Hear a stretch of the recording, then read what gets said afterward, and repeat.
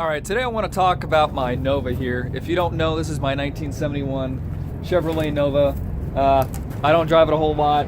As you can see, it's covered, and it's been covered. I need to drive it more, but today I figured I'd take some time to explain a little bit about kind of why I don't drive this thing so much.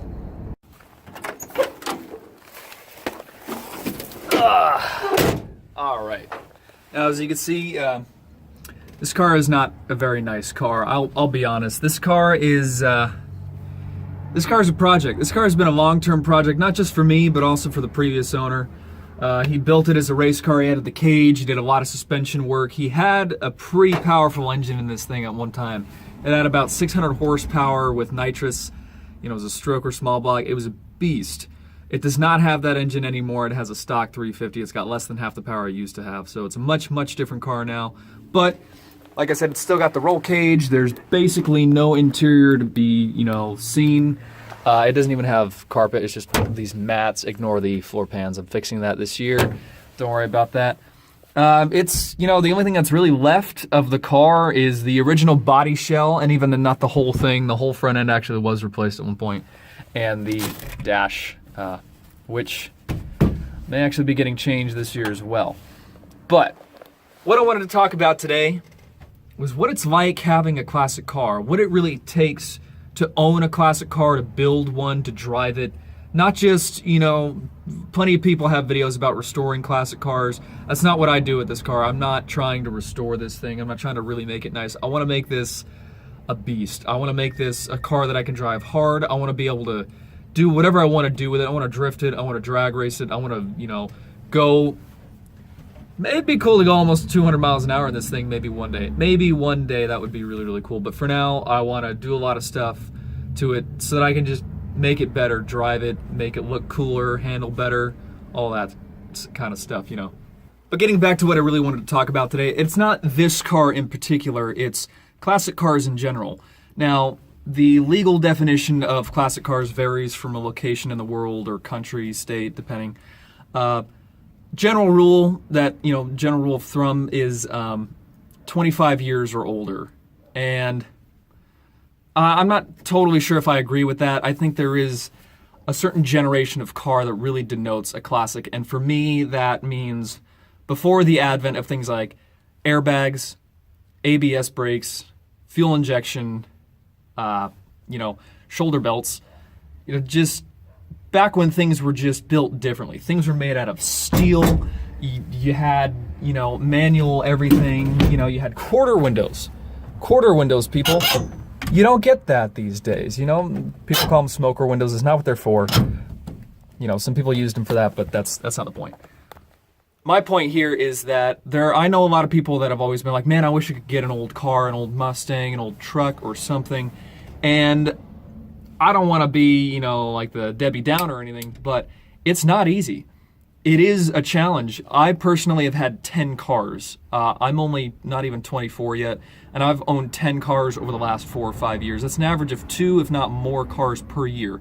Now, it's not like I'm trying to buy and sell a bunch of cars. I'm not making a bunch of money off it or anything. Most of them were projects I picked up, drove around a little bit, did some stuff, and for one reason or another decided to sell it, move it along, and get a different car.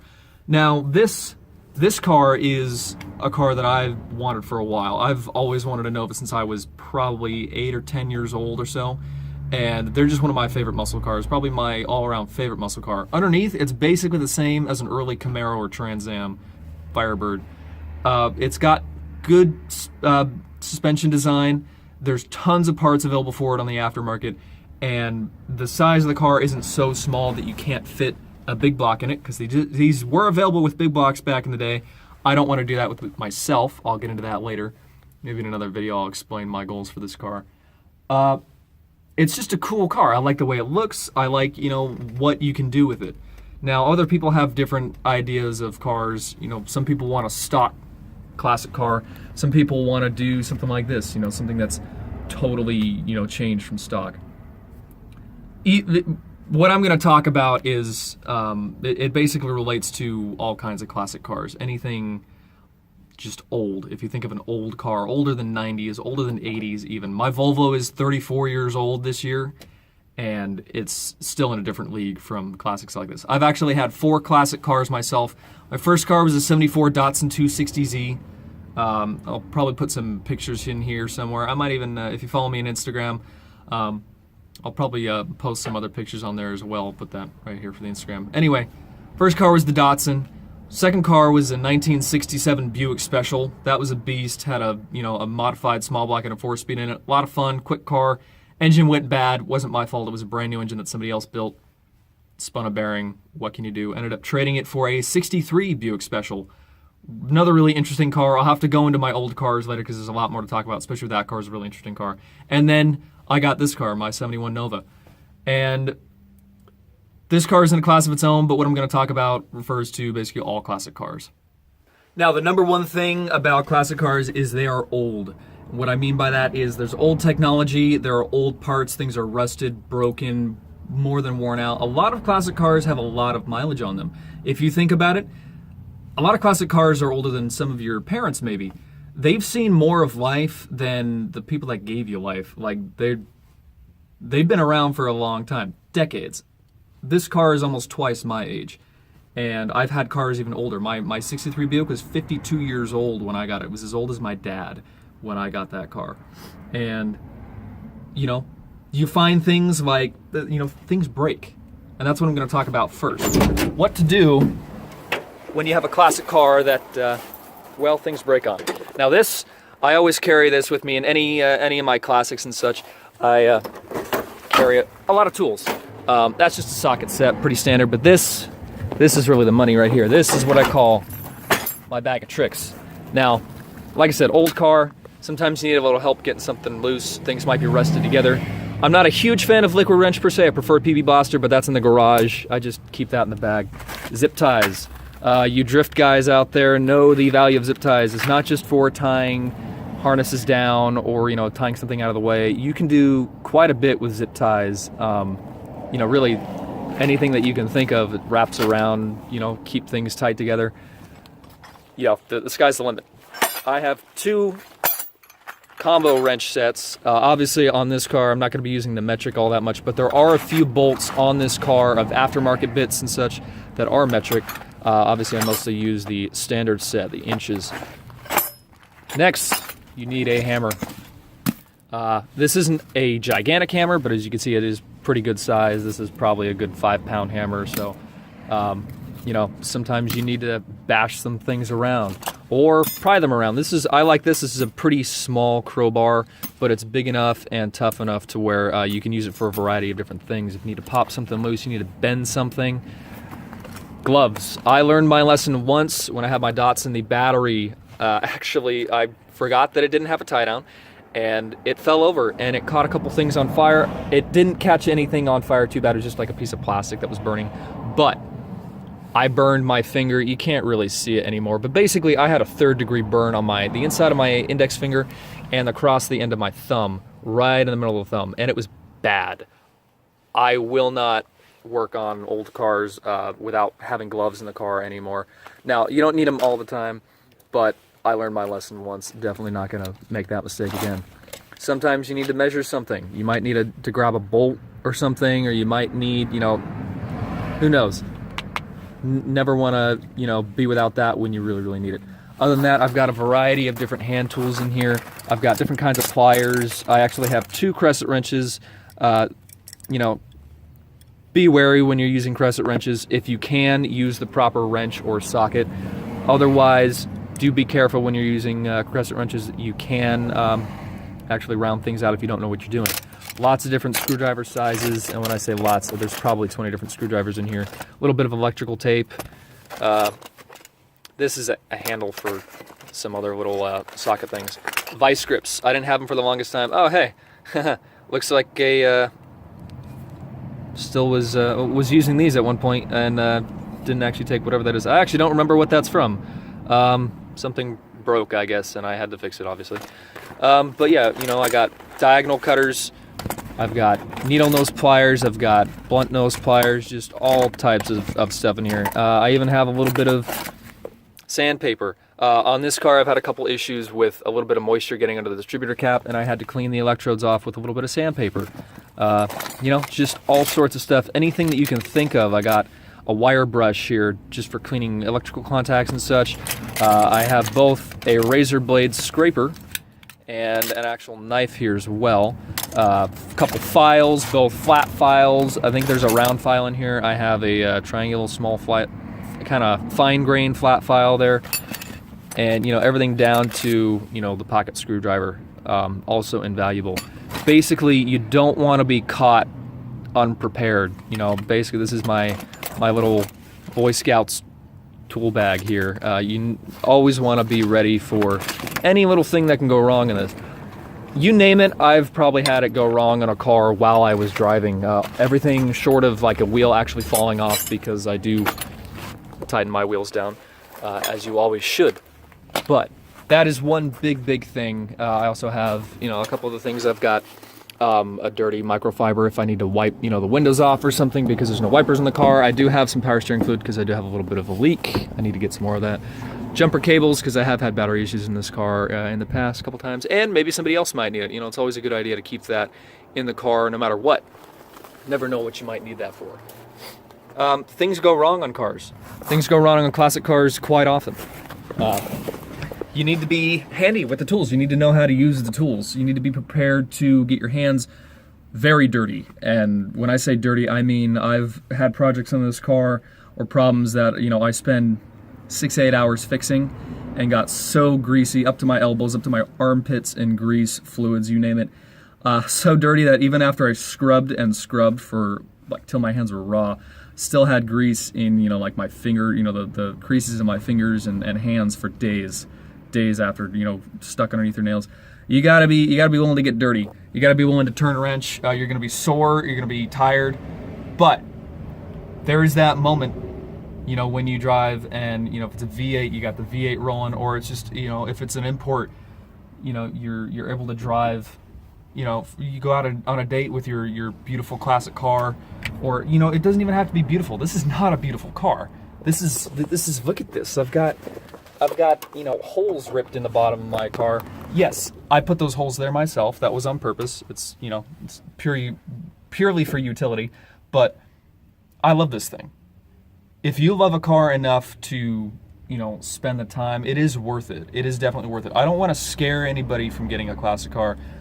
I just want to be, you know, make sure people are prepared. People ask me quite often, you know, like, man, you know, like, how do you find these old cars? How do you work on these cars? You know, do you do this for a living or whatever?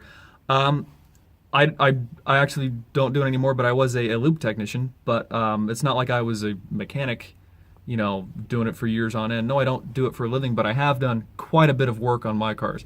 Engine swaps, suspension swaps, transmission swaps, you know, all basically end to end. Brakes, suspension, a little bit of body work here and there, you know, the odd, you know, cutting vents and such. I wish I could have done a video on that, but that was pretty fun. I've pretty much done a little bit of everything. I've done, you know, engine rebuilds. I've done transmission rebuilds for school. So, you know, I have a good amount of experience to base myself from. Not everybody does. I understand that. I know plenty of people that just recently got classic cars are just getting into it, and they ask me questions all the time. Hey, I got this problem, or hey, you know, like, I want to do this with this car. Can I do that? Sometimes the answer is like, yeah, I can help you, or I know I can't help you. Sometimes, you know, you'd be like, that's pretty much an impossible thing to make happen on that car. But, you know, never let that stop you. If you really want something with a car, and as long as it's not going to, you know, put your family at a strain or anything like that, or, you know, make you lose your job or something stupid like that. Obviously, that there's a limit, but, you know, don't let anybody else stop you from doing what you want with your car. And like I said, there is that moment when you're driving your car where you just you hit like a zen moment, and there's just nothing quite like driving a classic car. Every time I stop to get gas in this thing, which is often because it has an 8-gallon fuel cell and holds this much gas, every time somebody's asked me about it, oh, I had one of those back in the day, oh, where'd you get that? Oh, you know, like, my dad had one of those, my neighbor had one of those, blah, blah, blah. There's nothing like a classic car. The body lines on a classic car, like, they don't make them like this anymore. You're not allowed to build cars like this anymore. There are pedestrian safety laws where you cannot design a car like this anymore because it's more dangerous, even though you shouldn't be jumping in front of cars anyway. I know accidents happen. I'm not downplaying that, but it is a bit of a shame that we're not allowed to make cars with really cool styling, cool steel bumpers. You know, you can't have fender guards and such like this. They have to be lighter. There's just nothing like it. There's something like, they don't make mirrors like this. Chrome, like sport mirrors like this, you know, there's just nothing, there's nothing like it anymore, you know.